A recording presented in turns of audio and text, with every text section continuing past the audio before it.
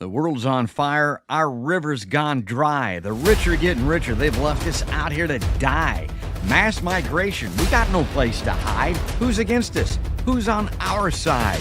Are they too dumb or are they just in on it? Liars and cheaters. A red-hot grip. Ditch the gaslighting gas bag that speaks in code. He's a faker, a shaker, a pontificating pantload. In this house of mirrors, we've hit the wall before it's too late. Let's go. Come on, y'all. It's border to border and coast to coast. It's real, it's facts, and it ain't no hoax. It's Podcast by George, and it's showtime, folks.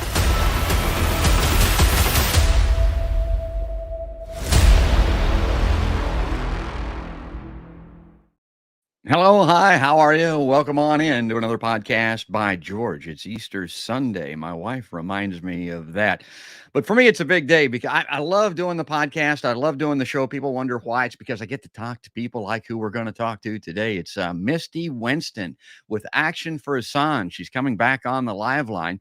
And we'll get to her very shortly here. I want to bring this up on screen first because I don't want to bury the lead. This is a big deal. We'll talk about this a little more when we get into it. But coming up Tuesday, April 11th, Washington, D.C., at the Department of Justice, they've got another Freedom for Julian Assange rally. And Misty isn't just a talker. She's a walker. She's intricately involved in these things, sets them up. She did one not too long ago with some great speakers. God, what a rally that was. I've got a clip from that we're going to show. But I want to bring this up on screen too, because, I'm like a lot of people. I get up and have my coffee in the morning and I read the paper still online. I don't read the print version, but stuff comes along and it's just like I'm an old man. Get off my grass. Pisses me off. This is Bob Woodward, who I've bitched about on the show a lot, and he's connected to Assange in my mind in a lot of ways. This is the guy that actually was responsible in a lot of ways for me becoming a journalist, for me getting into the business, for me getting an education as a journalist. He made his bones using a whistleblower. I mean, he's been perusing classified documents and using his intel sources for stories for many years. And the guy was in Des Moines, folks. I didn't even know it. He's at my alma mater, for God's sake. I didn't even know it. They contact me all the time about money, but nobody notified me about this thing. I want to read into this a little bit and explain to you what it is that pisses me off. Now, this is from the editor, Carol Hunter. She doesn't write, a big column like this in the paper very often, but she did because it was the great Bob Woodward in Des Moines. She writes that the indictment of former President Donald Trump on Tuesday, the first criminal charges against a sitting of former president in the nation's history, only heightened anticipation for a speech that night at Drake University by renowned Washington Post reporter and editor Bob Woodward. Woodward said, "You can draw a straight line from Nixon to Trump," he said. Okay, I wouldn't disagree with that necessarily. He called today's politics the ugliest he's seen in his 30 years and said hatred is driving the nation to the edge of destruction. He ticked off 5 factors, making today one of the most fraught times in the nation's history. The carnage and complicated geopolitics of the Ukraine war. Nah, it ain't that complicated. Misty can lay that out for you in short order. Climate change, again, not that complicated. Inflation, the ongoing impact of the coronavirus, and the vacuum of trusted national leadership, with good reason, I would say. And yet his main message was surprisingly upbeat. He believes a leader will emerge who can rally the country by addressing 2 central questions. Where is the national interest, and where can we find the next stage of good for the majority of people? It's within reach, he said. It's not out of reach. One other point especially resonated with me, says Carol Hunter, the editor of the Register, in response to a question from the audience. He acknowledged that you make mistakes in journalism. He lamented that journalists don't discuss that often enough and cited 2 of his. One was his aforementioned original belief based on his own work and other reporting at the time that Ford was corrupt, and his later belief that Ford was courageous, whatever. The other was a 2003 piece about the U.S. invasion of Iraq, based on interviews with President George W. Bush and national security experts. It wasn't until deep in the story that he mentioned information from a credible source that there was no smoking gun intelligence of weapons of mass destruction. The source's warning was prescient. U.S. troops found no such weapons. Now, this cannot be overstated. I was wrong, Woodward said. He recognized later that he'd gotten caught up in the Washington echo chamber and should have better maintained his independence, a foundation of journalism. And I would say in his most recent books and the sourcing that he's using, he's still in that web, folks. He's still connected that way. He's still using that intel information a lot of times, which has been wrong. And people want to give him a pass on this because they say, well, George, who knew back then? He just made a mistake. My God, this is a mistake that put 1 million innocent civilians in the ground. That's the present accounting anyway. It may be more than that when you look at it in an extended form across the Middle East and generationally. He was wrong. This was a mistake. He gets no pass from me, and I'll tell you why. Do you remember this guy? Let me bring this up on screen. This is Hans Blixt. Now, we're going to go in the Wayback Machine here, but I want people to take a look at this. This is out of UC Berkeley News. Again, this is the kind of sourcing that you've got to go to for this information. UN's weapons inspector Hans Blixt faults Bush administration for lack of critical thinking in Iraq. Blixt was saying back in 2003, folks, there were about 700 inspections, and in no case did we find weapons of mass destruction, said Hans Blixt, the Swedish diplomat, called out of retirement to serve as the United Nations chief weapons inspector from 2000 to 2003. I remember that well. I knew that there were no weapons of mass destruction. So did my wife, and so did a handful of demonstrators. We were walking in downtown Des Moines with signs saying to give this guy the time that he requested. Listen to this guy. We went in anyway. It's since been proven copacetically that there were no weapons of destruction. We and the handful of demonstrators and protesters were right in 2003, and everybody else, including Bob Woodward, by his own admission, was wrong. So, all right, I love this quote too. This is from Blixt. He says, the primary difficulty with looking for weapons of mass destruction in Iraq, said Blixt, was the problem of proving the negative. For example, how can you prove that there is not a tennis ball in this room, or that there is no anthrax in all of Iraq? The United States and the United Kingdom wanted black and white answers, and instead they got lots of shades of gray in the reports. Yeah, reminds me of that quote out of The Godfather, lots of buffers. Remember the story? Yeah, about buffers. Okay, so I wanted to get that off my chest, get that out of the way, because, again, Bob Woodward knows better. He's been involved in this. He has a legion of followings. He sells millions of books.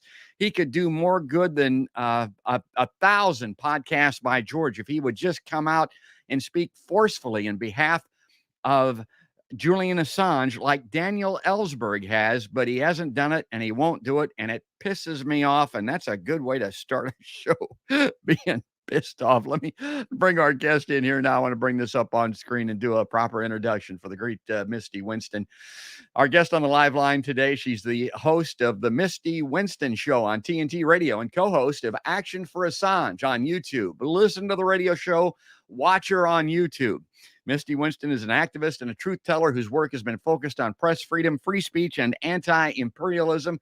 She's a friend of Podcast by George, and she's coming back on the show. If I can get the buttons clicked and get the technology to work here, she'll be right up on screen right now. Hi, Misty. Good morning. Stupid technology. Hey, George. Thanks for having me back. Yeah, and thanks for listening to that rant on Bob Woodward. I that's not, people mention that sometimes in passing, but that's a huge deal, this guy. And he didn't even speak on Assange at Drake University. I give a freedom of speech presentation up at Iowa State University. I have several times up in Ames, Iowa. Due to do that again this year. I don't know if they're going to ask me or not. And I'm just flabbergasted when I speak to journalism classes up there that Assange isn't on the tip of everyone's tongue. It's not the number one topic. It's like, my God, this is what you guys are thinking about and talking about, right? No, not so much. Not at all. That probably comes as no surprise to you. No, not at all. And I think it's because journalism schools aren't actually creating journalists anymore. They're creating paid propagandists. So, of course, they're not talking about Julian Assange. Journalism schools do not want their students to emulate what Julian Assange has done. So, yeah, no surprise to me at all. No surprise that Bob Woodward didn't bring it up at all. That's pretty much par for the course for those types. My God, and that segues very nicely into one of the more recent developments having to do, let me click back and go ahead here to this article. Presenza wrote this. Now, and this is a jaw dropping to me. Again, fancy myself at least an educated journalist. I'm practicing it with the podcast. British authorities prevented Reporters Without Borders from visiting Julian Assange. My God, mass killers get interviews with journalists. Tell us what this is all about. Oh, it's so funny. So yes, Reporters Without Borders, Rebecca Vincent and Christophe Deloire were vetted and approved. Everything was fine. All was well. They were supposed to have a scheduled visit just a few days ago, and they arrived to go in for their visit. And at the door, they were told, "Sorry, we're changing our minds." And the only explanation that they got is that some of the people in Reporters Without Borders are journalists, which isn't true. I mean, they are former journalists. Christophe Deloire used to work in journalism. He now works for an NGO called Reporters Without Borders that is just about fighting for journalism and journalist rights and all of that stuff. So Rebecca Vincent has never been a journalist ever in her life. So it was a very kind of weak explanation for why they were denied their visit. But again, just par for the course. This is exactly what they've been doing the entire time. They did something very similar for the wedding.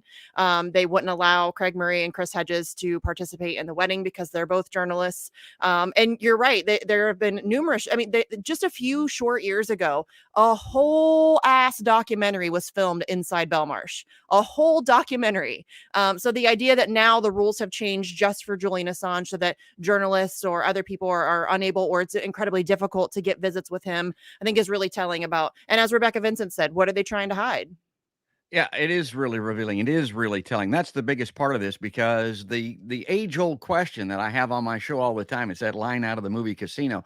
Are they too dumb or are they in on it? This proves once again they're in on it. I mean, this is a conscious decision Yeah. to deny this man any freedom, any rights whatsoever. And of course, they know that if this exposure comes, if this coverage comes, even a little bit at a time, like on a show like mine, it may turn the wheels in favor of Julian. So they don't want it. They won't allow it. No, absolutely not. I mean, they did allow for, I think it's the High Commissioner from Australia to visit him on that same day, which I found to be interesting. He was able to visit on the same day that Reporters Without Borders was denied their right to visit. And that's the first time that anybody from the Australian government has visited with Julian Assange since, like, I think it's November or something of 2019. That's crazy. You know what I mean? Like, that's crazy that they haven't even bothered to go and visit him to see how he's doing, how he's being treated, all of that stuff. So, yeah, I mean, it's you're definitely right. They're all in on this stuff. I think that they're all whether they, and I think that some of them are just actually, I think most of them are just going along to get along. Like, they know that their positions require them to not make any noise, to not make any waves, to just go along with the program, not speak out against it. So I think a lot of it's just cowardice on the parts of these people, that they just are too cowardly to speak up and say this isn't right. And I think a lot of it is also opportunism. They know that if they go along and if they participate in this charade, they will be rewarded. So yeah, it's really troubling though to see how this is all playing out in broad daylight. And there isn't more pushback about it. Yeah, see how this is circuitous? Think Bob Woodward. I mean, his books are all about those intel sources. Why is he not supporting Julian Assange? No more books. Right. No more scoops. No Yeah. more jaw-dropping revelations. No more White House Donald Trump interviews. I don't even know how the hell he got that, but it may be connected to all of this stuff. I mean, he's in on it, folks. That's why I started this way. The other thing about it being Easter Sunday, it's a beautiful day. We're finally getting springtime here in the Midwest. I'm going to get outside a little bit today. Think about Julian Assange. Yes. Describe his circumstances. What that's like in Belmarsh, Misty. Oh, horrific. I mean, they don't call it the Guantanamo of the UK for no reason. It is a really oppressive environment. It is, they released I don't know, maybe 20-30 second clip of the sound of Belmarsh and how loud it is. There's constant door clanging and screaming and yelling, and it is just a constant barrage. It's a sensory overload. And for somebody who is diagnosed autistic, that is a nightmare.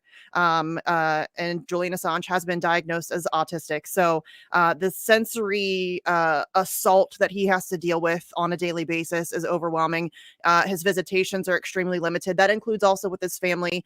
They do get to visit I guess fairly regularly, but it is still very restrictive. And the process of being able to visit his family is really ridiculous.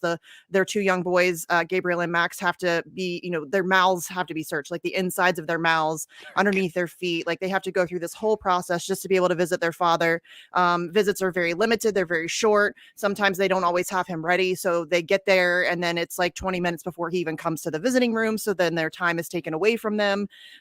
He is without access to many of the things that he should be allowed to have. He's unable to participate in his own defense. They don't, his visits with his lawyers are kind of the same way as his family is. Sometimes they get him, sometimes they don't. They can change their mind on a whim and decide, nope, you don't get a visit today. And it is just a really terrible and awful place. He's surrounded by, murderers and terrorists and arsonists and all of the worst that you can imagine. And this is a guy, we need to remember, who has zero history of violence. He has zero criminal history. He's a journalist and an intellectual, and he is being held on remand, meaning without charge, in one of the worst prisons on earth. And if that doesn't seem like just overkill, I don't know what to tell you. It's ridiculous that that's where they're holding him, and that they haven't let him out on bail, or that they haven't given him house arrest or something like that, so that he could at least be out. He's Julian Assange. Where is he going to go? They say that he's a flight risk. He's one of the most recognizable faces on planet Earth. Where's he going? He's not going anywhere. So, I mean, it is really absurd, the treatment that he's receiving. And we should mention, too, that he has been subjected to psychological torture in various different ways for over a decade. And Belmarsh is a continuation of that. And yeah, it is just genuinely some of the worst. I mean, if you listen to Stella or John Shipton talk about the experience and the way that he's being treated in there, it is genuinely terrible. I will say that they have mentioned that the guards are, generally speaking, fairly kind to him. So that's good to know that at least he's not being beaten or anything like that, that we know of, at least by guards. But yes, it is a really genuinely terrible place. Yeah, and I'm not anal. I love Misty Winston. One of the reasons is this autism element that she spoke of. That's not to be understated here. We need to understand that. Misty's also been active in the autism community, and I know it firsthand. Misty, I had a brother with autism. I know exactly what it looks like. I know how it affects him. It claimed my brother's life. And when you think of somebody in solitary confinement in Belmarsh, diagnosed with autism, my God, the horror. It's hard to get your mind around it. My kid's autistic, so I can't, when I hear about the things that he's experiencing and the sensory overload that I described earlier, and I think, and I don't mean to say that every person with autism is the same, or that it impacts them all the same. Everybody has a different experience. Of course, I don't mean to generalize here, but I'm just saying that it's really difficult for me as the mother of an autistic child to hear about what Julian Assange is going through and not think of her, and not think of what that would be for her. And it would be genuinely torturous for her to be in an environment, even almost like that, to have, the really bright lights that are on almost constantly, and to have all of the noise and the unexpected loud noises. Yes. And all, I mean, it's genuinely heartbreaking to think about it, what he's been going through over the past 4 years. And that angle doesn't get reported much, so I'm glad to be able to bring that up on the show. All right, I'm kind of bearing the lead here. I did mention this at the top. Talk about this, Misty. Okay, so April 11th is the 4-year anniversary of Julian Assange's arrest, or if you want to be real about it, his kidnapping. So obviously there's going to be global events taking place everywhere, all over the place. We are doing one in Washington, D.C. I realize that it is a Tuesday. I'm very aware. I realize that might impact her. Of course, it will impact turnout. People tried to get me to change my mind and do the Saturday before or the Saturday after. In my personal opinion, and I could be wrong, but this is just my personal opinion. And since it's my event, I get to do what I want, or our event. It's not just me, but since it is our event, I get to do what I want. So I think it's important, very, very, very important, in my opinion, that we have a presence in DC at the Department of Justice on that day.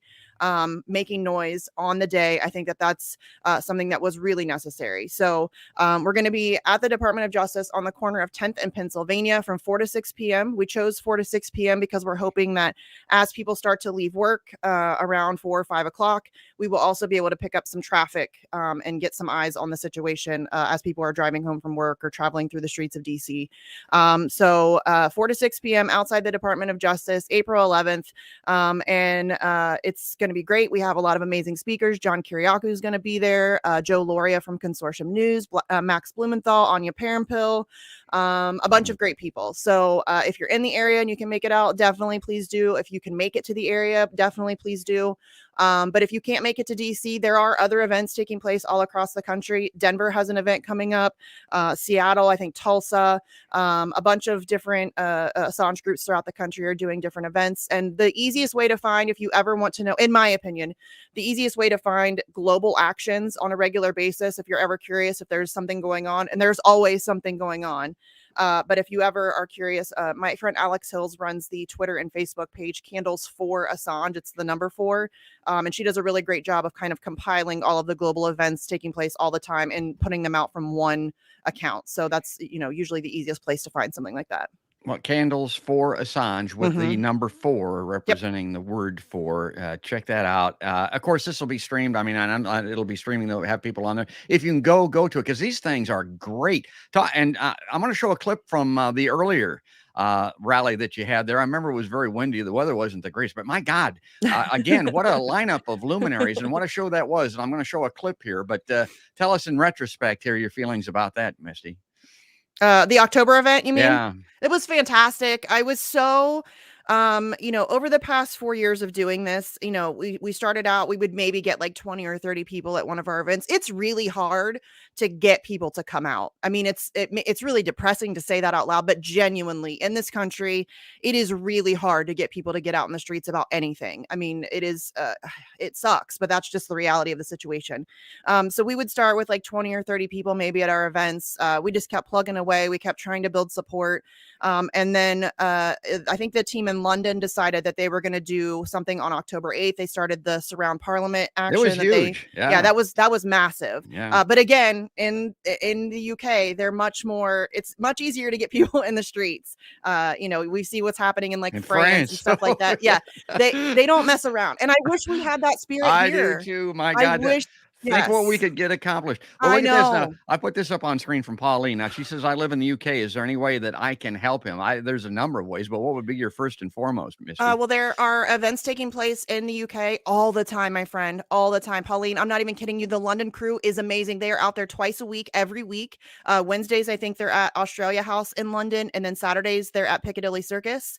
And every week, it doesn't matter. COVID, weather, it does not matter. It could be pouring down rain. They are still out there. I love the London team. They are some of the most passionate and dedicated activists I have ever had the pleasure of knowing. So if you are anywhere, I don't know where you're at in the UK, but if you're anywhere near London or you can get to London, please, please, please do yourself a favor and just go and meet with these people because they are incredible human beings. I love all of them so much. So yeah, you can definitely, and Emmy Butlin runs the Don't Extradite Assange group and campaign. They do a lot of stuff at Belmarsh as well. So there's a couple different groups in London and in the UK, and they all do stuff on a regular basis. So definitely check out that. And like I said, they're out there at least twice a week, sometimes more, and they are amazing people. So yes, I'm jealous of you being in the UK. I am desperate to get to London so that I can meet my friends and protest with them. It is definitely a bucket list thing. I'm so jealous of you. Definitely try to make it out. That's well said. Now, I'm going to play this clip, and I'm going to play it because it's a friend of mine, people that have appeared on my show that were at the earlier event that spoke, including Kevin Costello was great at that event. And, of course, I'm a Chris Hedges groupie, so his being there and participating in it was absolutely great. Well, this next guy has been on my show a lot. He's a big friend of Podcast by George. It's Matthew Ho. And for those that may not know, now, he was an Iraq war veteran. I mean, a Marine combat veteran that eventually went to work in the State Department and resigned 2016 over the Afghanistan situation. He was kind of a whistleblower in his own right. Now, his perspective on the Julian Assange thing is really unique because it not only gets to the crime against Julian that we're committing by having him falsely imprisoned there in London, but it goes to the higher tier level of what's happening. So I want people to watch this. Hopefully this will play and listen closely to what Matthew says. First time I was asked to speak about Julian was when the Apache gunship murder video came out. It was myself and another veteran on television were asked to speak about that. And we sat there, and both of our responses were, my God, what did you think we were doing over there? What Julian and WikiLeaks has done for millions of people who otherwise would have been killed without voice, without name, without dignity. That is why he is in Belmarsh. That is why they want to bring him here. That is why they want to murder him.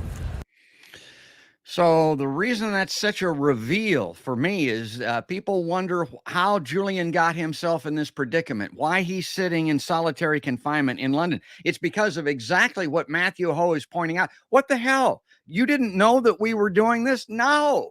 Millions of people didn't. The world didn't know. And so he had to sit there as a journalist being forwarded this information and publish it so, to save us all from these types of war crimes. Misty, I think that's just brilliantly stated. What did you think we were doing over there? Well, right? That's what it was about. Yeah. Well, and that's for me. I mean, I always knew that war is a racket, right? I've always been anti-war. I've always been very against imperialism and all of that stuff, and the kind of oppression and bullying that we commit throughout the world. So I knew that war was a racket, but when WikiLeaks released the Iraq and Afghanistan war logs, the collateral murder video, the Guantanamo files, all of that stuff, it was genuinely life-changing and eye-opening because it really gave me black and white evidence of things that I kind of I figured were happening, but we really didn't have any verifiable evidence of those things. And this was the first time that it was just laid out there, bare, naked, in broad daylight, black and white. These things are genuinely really happening. And they're happening regularly, like daily in these war zones. And so, I mean, that was it. I think that, that's when I became a WikiLeaks fan, was in 2010 when these releases came out. And they've only just continued to solidify their their credibility. I mean, they've never gotten it wrong. They've never had to retract anything that they've ever published. They've exposed, more war crimes and corruption than I think all other journalists combined. They've broken more stories. And frankly, there's going to be things that we are learning from WikiLeaks for decades to come. There's going to be a story that breaks 5 years from now, and we're going to be able to go back and look at WikiLeaks and be like, oh my God, yeah, look, here's where this person met with this person and they had this conversation and they made this deal and this is how this impacts this. And for decades to come, we're still going to be gaining information from the WikiLeaks releases. And like what they offer to humanity. And I realize I sound like a little bit of a fangirl here, and obviously I am, but what they offer to humanity, I think, is invaluable. It is 100% verifiable, authenticated source documentation. It's not opinion. There's no conjecture. It's just, here's the facts. You do with this what you will. And I think that is a huge service to humanity. So talk to this briefly, because I'm a simple man. I have 2 or 3 little things that I always talk about with Assange, and this is one of them. Misty's talking about this release of information. I know people that will say, well, yep, there you go. Well, he released this information and put everybody in danger and got people killed in our diplomat. No. No. It has been proven, Misty, that he didn't. He said that he didn't. He said that he wouldn't. He didn't release anything that would result in that. The only, release of information, I think, came by some guys writing a book in London or something like that. He never released anything, but the proof is in the pudding. Here we are, these 10 years later, nothing has been changed. Nothing has been harmed. The spy games, spy versus spy, continues. And it didn't hurt a damn thing. And he's still sitting in prison. That is a crime, man. I'm telling you. And in fact, I think it's gotten worse. Those the spy games and all that stuff, it's just escalated. It's just gotten worse. But yes, I'm so glad that you brought up the guys who wrote a book. Luke Harding and David Lee, horrible human beings. I am not a fan of theirs at all. And what's so interesting about what they did is that, you're right. People often say that, oh, well, he put people at risk. He put lives at jeopardy. Bullshit. The United States government has admitted that is not the case. And they've admitted to it in a court of law on numerous occasions. So that's just not true. It keeps getting perpetuated. It keeps getting repeated, but it's just factually not true. And even let's just say it didn't happen, but let's just say that WikiLeaks did put some people in jeopardy. How does that compare to the millions of people that are killed in these illegal wars? Yes. Because I feel like if that had been the case, that would have been a fair trade-off to me. Certainly, because how many lives, seriously, 15,000 2,000 previously unnamed victims, civilian victims in Iraq were named by WikiLeaks. And I feel like that's, do you know what I'm saying? Nobody Yes. was put at risk by WikiLeaks, but I think that it's very interesting to me when people try to use that as some kind of gotcha, because first of all, it's not true. Second of all, it really does not compare. But Harding and Lee wrote this book about their experience of working with WikiLeaks, because as we all know, there were 5 major publishing partners when all of this information came out: New York Times, El País, Der Spiegel, Le Monde, and The Guardian. So they all worked with WikiLeaks and with Assange in order to get this information out. And so Harding and Lee wrote a book about their experience in working with Assange and WikiLeaks and getting this information out. And in the book, they publish as the title of one of the chapters the encryption key to the unredacted cables, like absolute idiots. And then what's interesting about that is they know that they did that, right? Luke Harding knows that he did that. But instead of owning that, for the past 13 years, he has done everything that he can to make people think that it was Julian that did that, like a fucking coward. You know what I mean? So they are incredibly despicable people. They are not journalists. They are propagandists. And those are and that's just part, I mean, that's just part, it's just a tiny piece of the smear campaign that's been leveled against Julian Assange for the past 13 years. So it's just a tiny piece of it. But Luke Harding is a genuinely despicable human being. And he is absolutely not a journalist by any stretch of the imagination. Yeah, journalism. It always comes back around to journalism, as we spoke here at the beginning. Okay, I'm going to bring this up on the screen because this goes to my journalism part of it. I have this little component or element that in my show that I've entitled "What in the Hell?" because I see these, like this Bob Woodward thing that I started off with. But this is another film clip, and I'm sure maybe Misty has come across this. It's not directly related to Julian Assange, yet it is. Now, folks, this is Donald Trump. And after he fled Manhattan and that indictment up in New York City, he went down and had a rally in front of a bunch of nutcakes down at Mar-a-Lago. And I watched this. I mean, I couldn't believe it. Are they too dumb or are they in on it? Now, he might be a real hybrid because he might be kind of both. But check this out, Misty. They're not looking at me through the view of the Non-Criminal Presidential Records Act. They came up with a new one. This is a new one. And they're looking at me through the Espionage Act. Think of that. How does that sound? Of 1917, where the penalty is death. Misty. Yeah, he wasn't aware. And clear back to 1970. Unbelievable. I mean, you're going to get me fired up here, George. You're going to get me fired up here because I just ranted about this the other day on my show because this whole speech was mind-blowingly infuriating. This dude comes out here talking about, oh, well, I'm innocent. I can't believe that they're guess who else is innocent? Julian Assange. Yeah. And then they start talking like the Espionage Act. Really? You're going to complain about using the Espionage Act? What do you think they're using against Julian Assange? Like, this guy comes out here acting, oh, poor me, I'm such a victim, I'm being attacked. And listen, Trump is absolutely a criminal. I don't care. The hush payment to a porn star, I don't care about. He should be on trial for plotting to murder a journalist. That's what he should be on trial for. He should be on trial for war crimes, crimes against humanity, probably the incredible amount of embezzlement that he did. There are lots of things that you could go after Donald Trump on, but the idea that he comes out and gives this speech acting like he's some kind of a victim, when this is the exact same crap that he has done with Julian Assange, and then his supporters are, oh, poor Trump, he's the establishment is attacking him. No, they're not. It makes me angry, and I think it's part of the plan here that they're doing this because all it does is reaffirm his base's idea that he's some kind of outsider that they don't like, and it's just not the case. But yeah, the idea that this guy comes out here talking about how he's being, he's an innocent guy facing persecution. He used the words persecution. Oh, I was irate about this. Like, I went on a whole rant the other day on my show. I could have done a whole hour just like going off about this because it's so ridiculous and the hypocrisy is so thick. And this guy, like, I just want to throat punch, like, oh, you're just it's so vile. And then his supporters eat it all up and they think that he's some hero, and it's just disgusting. Yeah, and he uses this little weak, reedy victim voice. I mean, it's bad acting from high school. My God, it's just horrible. And by the way, folks, now Misty and I didn't talk much at all before she came on the show. I didn't know that I was going to hit this. I went off on the. And let me rant about this just a little bit longer, because then he goes on to talk about his poor family and what they've had to go. Are you kidding me?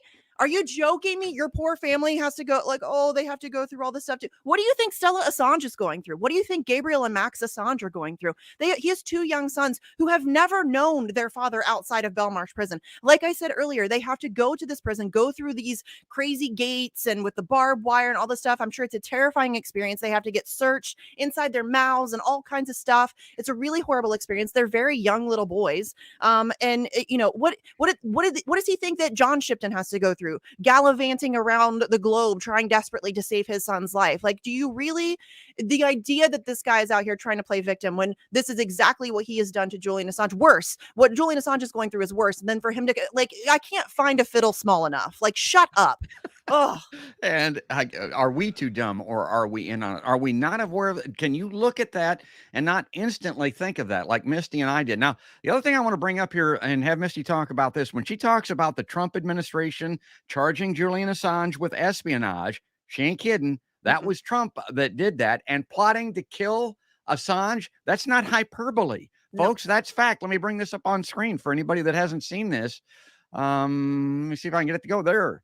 Yahoo News, kidnapping, assassination, and a London shootout inside the CIA's secret war plans against WikiLeaks. Now, I hope people have heard about that. And this was a huge story. Michael Isikoff was one of the authors on this thing. Misty, again, this is not opinion. This is fact. Yeah. Yes, over 30 named and unnamed sources from Inside Intelligence spoke with Zach Dorfman, Sean Naylor, and Michael Isikoff, and discussed. I mean, I highly recommend everybody read the article. It reads like a really bad Michael Bay movie or some like crazy spy novel, because the things that they're discussing in here are unbelievable. The idea that they're talking about potentially kidnapping him from the Ecuadorian embassy, which is a sovereign Ecuadorian location. Like, you can't, but that, yep, those conversations were had. There were talks about shootouts in the streets of London, and well, who's going to do the shooting? Will the Brits take the fall for us on that one? There were talks about potentially shooting the tires off of a Russian plane that was supposedly going to whisk Julian Assange off to safety. So yes, there were, they call them sketches. There were sketches developed at the highest levels of the Trump administration to either kidnap or assassinate a journalist who published the truth. Again, only ever published the truth. So yeah, it's despicable. And it makes me very frustrated because, and it really does show the depths of the tribalism in this country when Trump supporters either don't know that it was, I can't tell you the number of times people have been like, Assange didn't get arrested under Trump. Yeah, he did. Yes, he did. Yeah. And then I have to go and show them the articles with the date of the day that he was arrested and who was president on April 11th, 2019. And then they get mad and they block you because you've, spoken the truth about their Lord and Savior, Donald J. Trump.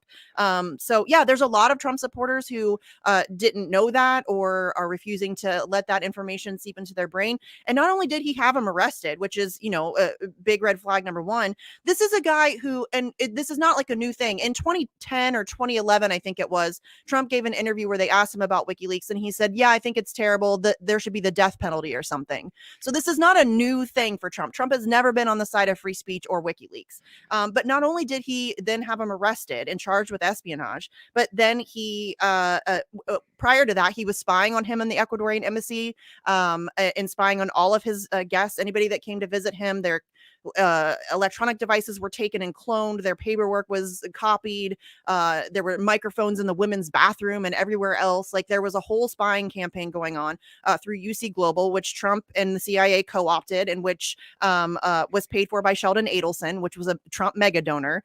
And then there was, of course, the plots to murder or kidnap him. So Trump is, and then he didn't pardon him. So it's very frustrating to me when Trump supporters don't see through the crap. Like, Donald Trump does not care about free speech. He does not care about press freedom. He does not care about Julian Assange. Trump cares about Trump, period. That is it. He is 100% all about Donald J. Trump. And so I really need Trump supporters to snap out of it. It is mind-blowing. And, they make fun of Squad supporters or Obama supporters about how it's a cult or what. You are the same way. It's the same thing. You have the same problem, my friends. You need to take a look in a mirror. Donald J. Trump does not care about you. He does not care about any of us. He cares about himself, and that is it. He's not an outsider. He is part of the problem. And it's very frustrating to me that Trump supporters who are genuinely Assange supporters. I think a lot of Trump supporters like Assange. I think it's misguided because they just like him because he screwed Hillary Clinton over. Yeah. But they do actually support him at this point in time. And so it's frustrating to me that they can't see past, the nonsense. Yeah, we'll take support anywhere we can get it. But Yes. make no mistake about it, as Misty said, Trump, he's in that top 1% that is running Yes. and ruining the world versus the 99% of the rest of the country. And Misty Winston is a truth teller. She mentioned Obama now. Don't forget, Obama wanted to charge him with espionage and kill him as well. But he didn't because he was concerned about the New York Times and other DNC Democratic-friendly publications that would have to be caught up in this web because they used Julian stuff. They published it to advance themselves. So Obama didn't do it for that reason. He didn't do it out of any concern for Julian. I think it was that. I think he was concerned about the quote unquote the New York Times problem because, as we mentioned earlier, there were 5 major publishing partners. It wasn't just WikiLeaks that published this stuff. And it's interesting to me that most people are not asking like, hey, why is it just Julian? Like, why is he the only one being prosecuted? Shouldn't all of the publishers? Because in some cases, the New York Times would even publish things before WikiLeaks. They would get a jump on it. So that's very interesting to me. But I think also Obama, it's not just he was worried about the New York Times problem. I think he was worried about his legacy. He didn't want to be known as the president that destroyed the First Amendment. And so they used Trump for that. I think Trump doesn't care. He does not care. Yeah, about the New York Times, the First Amendment, anything like that. He doesn't care. That's So not even on his radar. They used him as the battering ram to get this stuff through. Yeah. Okay. Well, let me get to this because we're going to run out of time here very quickly. But I wanted to bring this up on screen because I'm hopeful that this is a little bit of a positive note. Global progressive leaders urge Biden to drop U.S. charges against Assange. Progressive advocates, intellectuals, and former heads of state tell the U.S. president that dropping charges against the WikiLeaks founder would send a strong message in support of press freedom. Okay, good news, bad news. This seems to be good news. The bad news about this, Misty, and these political leaders are going to have to wake up to it, or the people that support them and fund them with their dollars and, contributions are going to have to become aware of this. We have got to force leaders to do things, writing them letters, asking them to do things, sending petitions, results in dicky-do. Absolutely nothing becomes of this, but at least there is some movement here. I don't know if it's a silver lining or not. What was your take on this? So, listen, I think if anybody who knows me knows that I do not like politicians. I don't trust politicians. I think they're useless. Maybe not even, they're dangerous. Like, I think politicians are generally pretty dangerous people.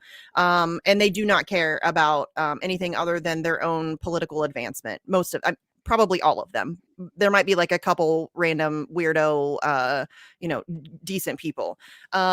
But yeah, so it's kind of a catch-22. On one hand, this is good because it mainstreams support for Assange even further. I think after the Big Five a few months ago put out their letter in support of Julian Assange finally, and I say letter of support very loosely because they in fact regurgitated some of the same smears that have been going on for the past 10, 13 years or whatever. But then they were also like, yeah, but this is a slippery slope or whatever. Whatever. But I think that this letter, it's just a strongly worded letter. It's not going to do anything.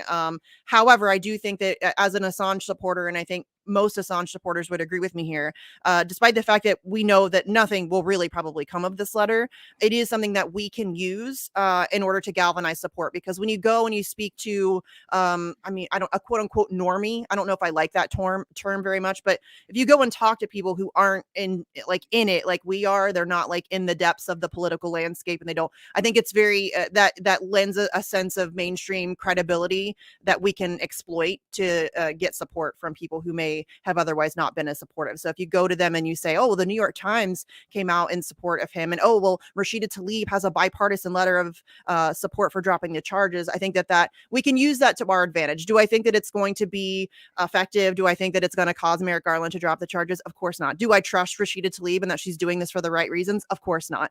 But I will use it. I will exploit anything in order to get more visibility and support on this thing. So I think you just have to kind of take what you can get from it and leave the rest. And, that's all we can do at this point. Yeah, Misty may be one of the very few people that are more cynical about all of this than I am. She talks about Rashida Tlaib and not trusting. Here's what, and this there is something to be said about this. You've heard about rotating villains. Well, it's kind of thought now that the progressive Yes. caucus, the squad, and all that, they're developing rotating heroes, so to Yes. speak. They'll pick a member to come out and do the right thing, Mhm. like this, maybe, so that they can continue to continue. So that they can continue to have their base support Mhm. from the leftists, from the Yep. progressives. Nothing becomes of it, particularly if it's a party of one. Again, Mhm. if they're not squadding together, if they're not doing something to force leadership to do something, nothing becomes of it. And are they too dumb, or are they in on it? They're in on it. Yeah, exactly. 100% they're in. And yes, the rotating hero thing is a legit thing. We saw Ilhan Omar do it with Daniel Hale. Now Rashida Tlaib is doing it with Julian Assange. And we've seen it happen numerous times where every once in a while, one of them is allowed to like poke their head up and make some sense and do the right thing. And it's always when there's never a chance that it can ever make any possible difference. They always still manage to have the numbers to pass whatever it is that they wanted to pass. But it does lend some progressive street cred to their base of people, that their base will then use that. Ilhan Omar spoke out for Daniel Hale, and Rashida Tlaib spoke out for Julian Assange, so you can't be mad at them. Yeah, I can actually. So yeah, Yeah, I can too. Absolutely. Yeah. All right. Let me, before we run out of time here, this is the handle on Twitter. This is a great place. You want to follow Misty, go to Sarcasm Stardust on Twitter. You'll learn a lot of stuff. You'll be able to follow this. You'll keep informed on these rallies and this type of thing. And I want to bring up a couple of tweets here that are very revealing. Now, it's Comrade Misty is Putin's buddy. This is a little play on circumstances here. The hypocrisy is overwhelming. Again, this is kind of like that Trump clip that I showed. It's not restricted to one party or the other, folks. It's jaw-dropping. Chuck Schumer, let there be no mistake. Quote, journalism is not a crime. Now, 17 hours ago, when that was, he's talking about this Wall Street Journal reporter being arrested over. Yeah. Just for this occasion. Yeah. Oh, yeah. There you go. Absolutely. I mean, yeah. Talk about this. Yeah, so God, the unbelievable audacity of these people to come out and start saying journalism is a crime, which has been a rallying cry for Assange supporters for over a decade, and for them to continue to ignore the fact that the world's most consequential journalist is still sitting in Belmarsh is infuriating. Infuriating is not even, I don't even think there's a word that describes my level of ire for these people. It is disgusting. It is, and then we had recently, I forget what publication it was, but there was an article that came out that said, given Evan Gershkovich's arrest for espionage in Russia, would that have any bearing on the Assange case? They asked the Department of Justice, and the Department of Justice spokesperson said, absolutely not. We will continue our persecution of Julian Assange. And so it is mind-blowing to me that anybody can stand up for, and listen, I don't know the specifics of the Evan Gershkovich case. He may very well have been committing espionage. I mean, I don't doubt at all that that's a possibility. But we know for sure that Julian Assange was not. And it is mind-blowing to me that anybody can speak for one and not the other. And they're still continuing to pretend as if Julian Assange is not a journalist. And that's the kind of very weak legal standing that they're trying to stand on. Everybody knows that it's crap. I mean, of course he's a journalist. He takes information, verifiable information in the public interest and publishes it. That is journalism. They're trying to keep themselves out of the fire with, pretending that he's not a journalist. But yeah, it is, the hypocrisy is sick. And we see this all the time. It's not just surrounding the Evan Gershkovich arrest. We see it every World Press Freedom Day. Everybody comes out about how journalism is the foundation of democracy. But we're going to torture Julian Assange. So yeah, the hypocrisy here is mind-blowing. It is, it's gross, but frankly, again, this is something that we can use to our advantage. I mean, it sucks to have to use the arrest of another journalist in order to garner attention for Julian Assange, but I'll use whatever I have to. I have no shame. So it is something that I think lends an ability, a jumping off point to get more people aware of what's happening to Assange. So I'll use that to my advantage every time. But yeah, the idea that Chuck Schumer is out here saying journalism is not a crime, is something. Yeah, it really is something. And Yeah. with Julian Assange, think of it this way. If you don't care about Julian, if you don't like him, some people, I don't know what the hell, some people don't seem to like him. I don't know what that's all about. Do it for yourself, because what he's revealing, what WikiLeaks is doing, what they're trying to do is preventing an end to it all. I tell people all the time on my show, Misty, that we live in a 2020 world. We can be dead from 20 years, in 20 years, maybe less, from climate, but we can be dead in 20 minutes because of the hijinks going on that Julian and WikiLeaks reveals when it comes to nuclear war, folks. Yeah. So save yourself and support a journalist. That's the upper tier, the creme de la creme of journalism, Yes. is reporting on the types of things that could kill us all. And that's Yes. what he was doing. We have a First Amendment in this country. We should be leading the world in this. Instead, we're imprisoning a journalist in London on an espionage charge who isn't even a U.S. citizen. Yeah. My God, it's mind-boggling. What in the hell are we doing? And then to that earlier point, he's being denied access to fellow journalists, and he's innocent. He's innocent even in the UK. Now, for people in America, they have the same type of legal system rule that we do. You're innocent until proven guilty. So you're preventing an innocent man from speaking to journalists. I mean, just think about those points as we begin to close out the show, Missy. Yes. And also you mentioned, some people don't like Julian Assange. Who Well, cares? yeah. Like, your personal feelings about this dude means absolutely nothing. He could be, I say this all the time, he could be the worst person on earth. He could be like the biggest asshole on earth, and I would still fight against what's happening to him, because it's not about his personality. I don't care. Like, it doesn't matter to me that he's, people, oh, he's weird. He's autistic. Of course he's a little bit weird. You know what I mean? He's too blunt. Yes, he's autistic. Of course he's a little bit blunt. Like, it's just it's infantile to me that you would base your principles or your beliefs in personality of somebody that's being affected by it. His personality means absolutely nothing. It has no bearing whatsoever on the situation at hand. It has nothing to do with the crimes that he's being charged with. It has nothing to do with the treatment that he's receiving. I don't care if you're a terrible person. You don't deserve to be treated the way that he's been treated for the past 13 plus years. So yeah, it's very frustrating to me that we can't get more people to see past that kind of stuff and the very obvious deflections and the distractions that they have put forth throughout this whole case.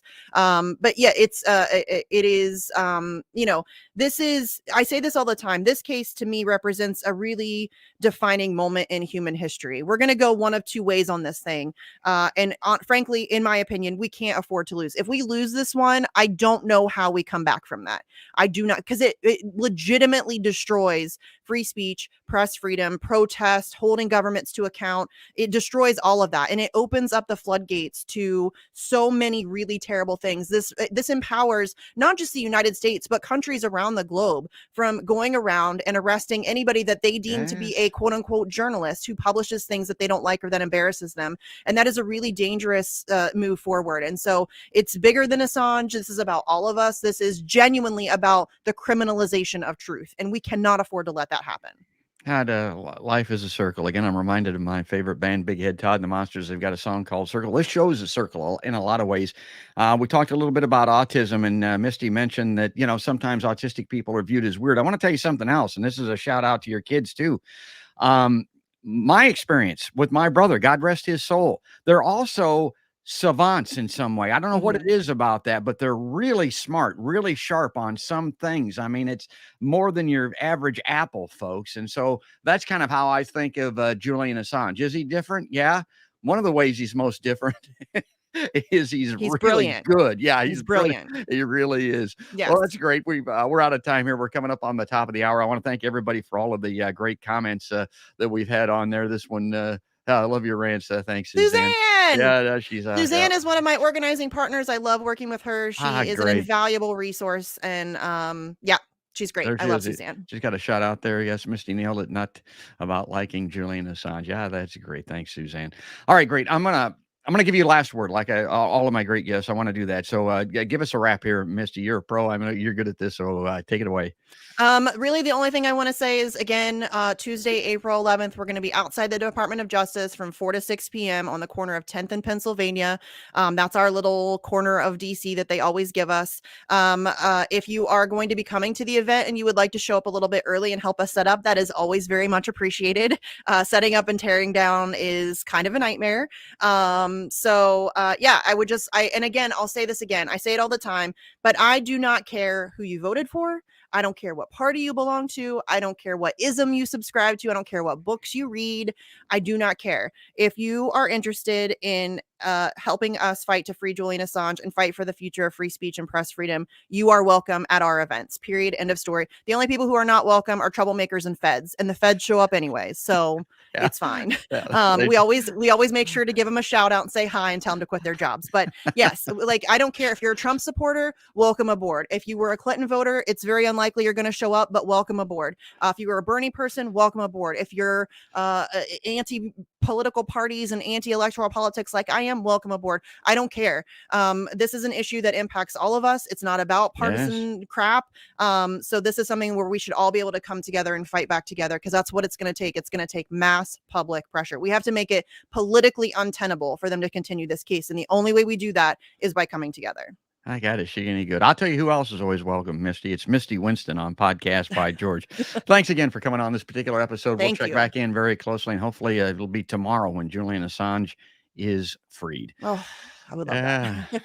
Thanks, George. I appreciate it. You're welcome, Misty. And for folks, if you like Podcast by George, if you like seeing Misty Winston and guests like this, go to podcastbygeorge.com and sign up. You can subscribe on YouTube and Facebook very easily there. When you're on YouTube, ring that notification bell. Give us a thumbs up for today's show. These comments help get us over the top, and then share the show. That might be the best way to defeat the dreaded algorithm. I want to thank everybody again for watching and weighing in with comments and questions. But that's going to do it. That's going to wrap it up. That's all there is. And there ain't no more. That's another Podcast by George.